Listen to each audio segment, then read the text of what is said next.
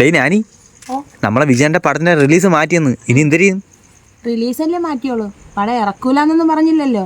എന്നിറങ്ങുന്ന അതുവരെ വെയിറ്റ് ചെയ്യും. അതത്രേ ഉള്ളു. പിന്നെ ഇറങ്ങുന്നതിന്റെ അന്ന് ഫസ്റ്റ് ഡേ ഫാൻ ഷോനെ പോയി കണ്ടിരിക്കും. പിന്നല്ല ഒരു പടം ഇറങ്ങാൻ നേരത്ത് അത് ഇറങ്ങാതിരിക്കാൻ വേണ്ടിയിട്ട് എന്തൊക്കെ പ്രശ്നങ്ങൾ ഉണ്ടാക്കാൻ പറ്റുമോ അതൊക്കെ ഉണ്ടാക്കും. അത് ആരുടെ പടത്തിനാണ്? സംശയം വിജയന്റെ അത്ര തന്നെ. പിന്നെ ജനനായകൻ റീമേക്ക് എന്ന് പറയുന്നത് അതിനെ കുറിച്ച് എന്താ പറയാനുള്ള? ഓക്കെ, ഈ ജനനായകൻ റീമേക്ക് ആണെന്ന് പറയുന്നവരടുത്ത് റീമേക്ക് പടത്തിൽ എങ്ങനെയാണ് ഇത്രയും സെൻസർ കട്ട് വരുന്നത്? പോക്കിരി റീമേക്ക് അല്ലേ? Pokkiri remake, gilli remake, Kaavalan Kaavalan remake. റീമേക്കിനൊന്നും ഇല്ല. അണ്ണന്റെ ലാസ്റ്റ് പടം എന്ന് വെച്ച് കഴിഞ്ഞാൽ നമ്മള് വിജയണ്ണനെ കാണാനാണ് പോകുന്നത്. ഇതിപ്പോ റീമേക്ക് ആണെങ്കിലും അല്ലെങ്കിലും നമ്മള് ഫാൻസ് ഇതങ്ങ് ഏറ്റെടുക്കും. പിന്നെ അതിൽ കിടന്ന് പ്രശ്നം ഉണ്ടാക്കിയിട്ടൊന്നും കാര്യം. അണ്ണന്റെ അവസാനത്തെ പടമാണ്.